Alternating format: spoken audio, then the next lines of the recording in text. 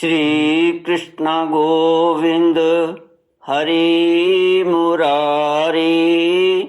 हे नाथ नारायण वासुदेव। श्री कृष्ण गोविंद हरि मुरारी। हे नाथ नारायण वासुदेव। श्री कृष्ण गोविंद हरे मुरारी। हे नाथ नारायण वासुदेव। ओम नमो भगवते वासुदेवाय। ओम नमो भगवते वासुदेवाय।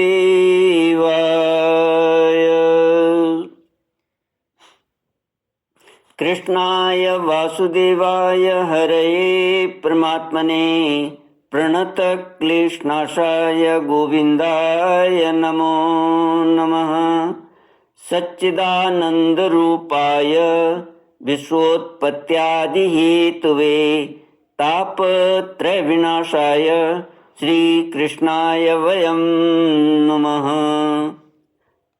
सच्चित आनंद स्वरूप परमात्मा जो सृष्टि के उत्पत्ति, पालन और श्रृंगार करता है तथा जीवों के आध्यात्मिक, आदि दैविक, आदि भौतिक तापों को नष्ट करने वाले हैं, अर्थात जीवों के मानसिक, शारीरिक और भौतिक दुखों को दूर करने वाले हैं, उन श्री कृष्ण भगवान को हम नमस्कार करते हैं।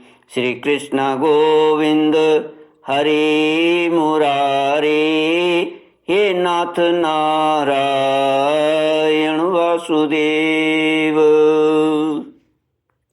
श्रीमद् भागवत एकादश स्कंद त्रयोदशोऽध्यायः। श्री भगवानुवाच पंचात्मकेषु भूतेषु समानेषु च वस्तुतः को भवानीति व प्रश्नो वाचारंभो ह्यनर्थकः। मनसा वाचा दृष्ट्या गृह्यत्येनैरपीन्द्रियैः अहमेव न मत्तोऽन्यदिति बुद्ध्याध्वं मंजसा। 11वां स्कंध 13वां अध्याय श्लोक 23 से हंस रूप में प्रकट होकर भगवान का ब्रह्मा सनकादि ऋषियों को उत्तर देना। जब ब्रह्मा सनकादि ऋषियों के सामने हंस रूप में भगवान प्रकट हुए, तब ब्रह्मा जी ने उनसे पूछा, आप कौन हैं? तब भगवान ने कहा, यदि परमार्थ रूप वस्तु नानत्व से सर्वथा रहित है, तब आत्मा के संबंध में आप लोगों का ऐसा प्रश्न कैसे युक्ति संगत हो सकता है?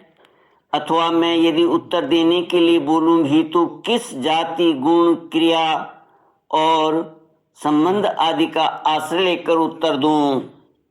हंस रूप में भगवान आगे कहते हैं, ब्राह्मणों, देवता, मनुष्य, पशु, पक्षी आदि सभी शरीर पंचभूतात्मक होने के कारण अभिन्न ही हैं और परमार्थ रूप से भी अभिन्न हैं। ऐसी स्थिति में आप कौन हैं? आप लोगों का यह प्रश्न ही केवल वाणी का व्यवहार है, विचार पूर्वक नहीं है, अतः निरर्थक है। मन से, वाणी से, दृष्टि से तथा अन्य इंद्रियों से भी जो कुछ ग्रहण किया जाता है वह सब मैं ही हूँ, मुझसे भिन्न और कुछ नहीं है।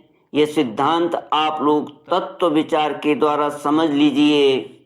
पुत्रों, भगवान कहते हैं ब्रह्मादिकों को, पुत्रों, यह चित्त चिंतन करते करते विषयाकार हो जाता है और विषय चित्त में प्रविष्ट हो जाते हैं। यह बात सत्य है, तथापि विषय और चित्त ये दोनों ही मेरे स्वरूप भूत जीव के देह हैं, उपाधि हैं।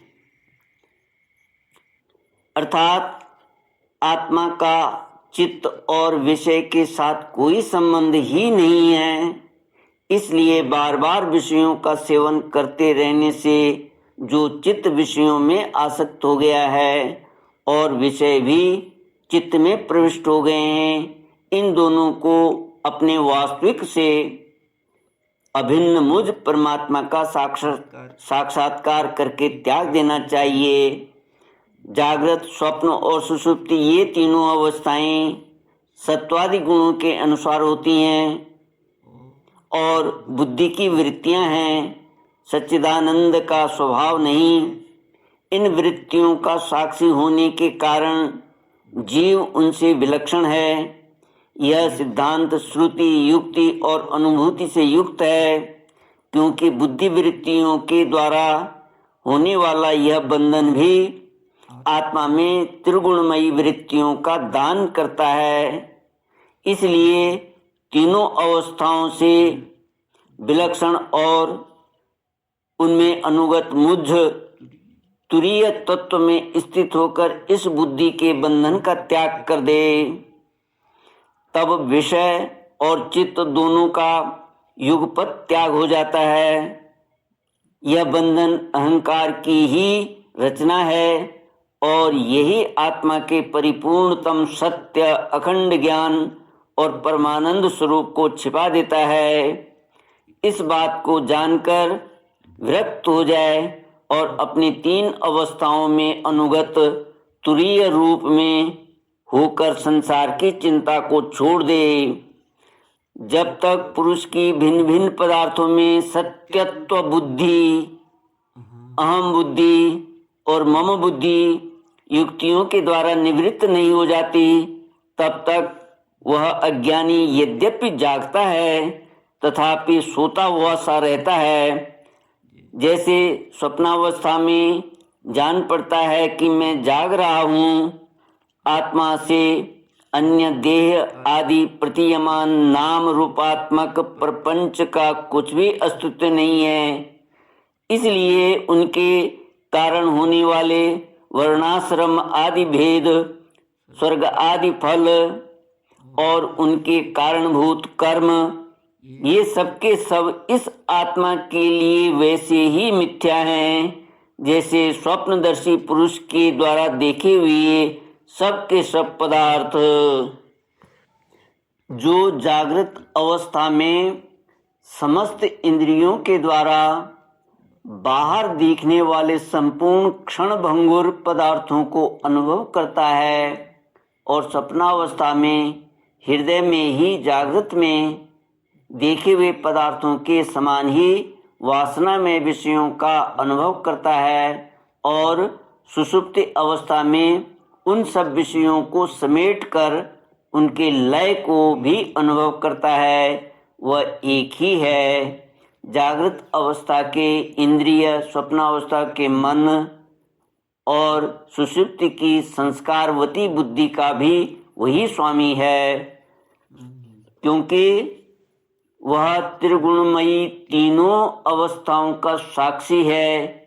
जिस मैंने स्वप्न देखा, जो मैं सोया, वही मैं जाग रहा हूँ, इस स्मृति के बल पर एक ही आत्मा का समस्त अवस्थाओं में होना सिद्ध हो जाता है। ऐसा विचार कर मन की ये तीनों अवस्थाएं गुणों के द्वारा मेरी माया से मेरे अंश रूप जीव में कल्पित हो गई हैं और आत्मा में ये नितांत असत्य हैं। ऐसा निश्चय करके तुम लोग अनुमान सत्पुरुषों द्वारा किए गए उपनिषदों के श्रवण और तीक्ष्ण ज्ञान खड्ग के द्वारा सकल संशयों के आधार अहंकार का छेदन करके हृदय में स्थित मुझ परमात्मा का भजन करो। श्री कृष्ण गोविंद हरे मुरारे, हे नाथ नारायण वासुदेव। भगवान आगे कहते हैं, उद्धव यह जगत मन का विलास है। यह बात हंस रूप में भगवान ब्रह्मा सनकादि ऋषियों को कह रहे हैं कि यह जगत मन का विलास है, देखने पर भी नष्ट प्राय है, अलात चक्र लुकारियों की बनेठी के समान अत्यंत चंचल है और भ्रम मात्र है, ऐसा समझे। ज्ञाता और ज्ञेय के भेद से रहित एक ज्ञान स्वरूप आत्मा ही अनेक सा प्रतीत हो रहा है। यह स्थूल शरीर, इंद्रिय और अंतःकरण रूप तीन प्रकार का विकल्प गुणों के परिणाम की रचना है और स्वप्न के समान माया का खेल है, अज्ञान से कल्पित है। इसलिए उस देहादि रूप दृश्य से दृष्टि हटाकर तृष्णा रहित इंद्रियों के व्यापार से हीन और निरीह होकर आत्मानंद के अनुभव में मग्न हो जाए। यद्यपि कभी कभी आहार आदि के द्वारा इन देहादिक प्रपंच देखने में आता है, तथापि यह पहले ही आत्म वस्तु से अतिरिक्त और मिथ्या समझकर छोड़ा जा चुका है। इसलिए वह पुनः भ्रांति मूलक मोह उत्पन्न करने में समर्थ नहीं हो सकता।